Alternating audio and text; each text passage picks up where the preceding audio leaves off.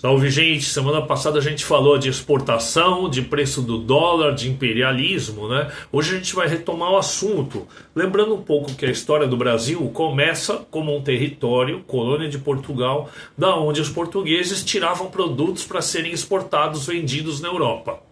Essa lógica, por incrível que pareça, se mantém até hoje, essa lógica colonial. Daqui saem produtos agrícolas primários ou produtos minerais, na forma do ferro, né, um dos maiores produtos de exportação, ou de petróleo, para ser vendido sem muita elaboração, sem muito valor agregado lá fora.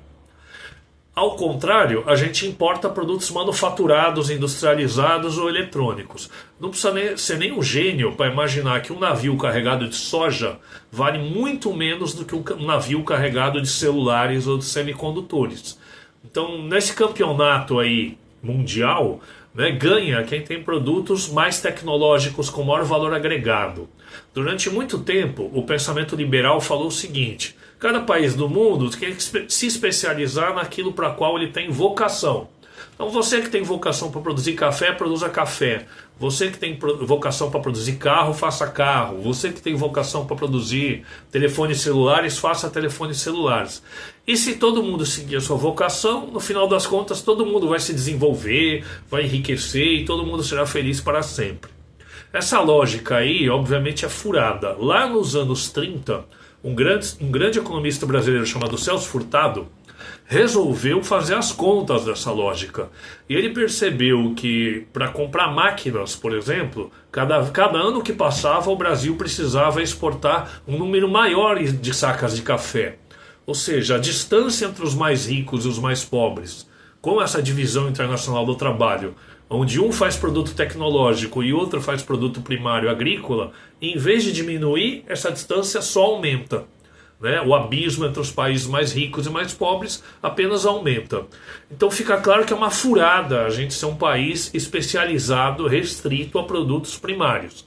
Desde o governo Collor, o Brasil foi voltando a ser cada vez mais agrícola. O Brasil foi cada vez mais se desindustrializando. Para arrematar, né, a gente pensa que um país agrícola é um país que supre totalmente toda a demanda de produtos agrícolas que a gente consome. E a gente vê que não. Nem o nosso café que é feito aqui está sendo suficiente para segurar o preço. Né? A gente não produz trigo suficiente para o nosso pão. A gente não produz nem cevada nem lúpulo suficiente para a nossa cervejinha, por exemplo. Né?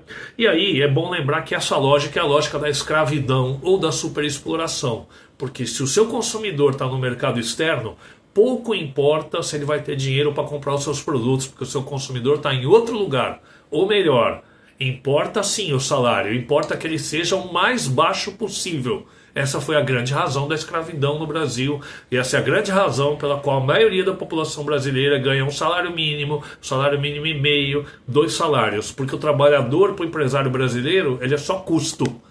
Ele não é cidadão, ele não é consumidor. Então, quanto mais alto for o salário dele, menor o lucro desse empresário. Essa é a lógica e o governo precisaria ter atenção para trabalhar contra essa lógica e não para aprofundá-la. Ficamos por aí, até a próxima semana, abraço.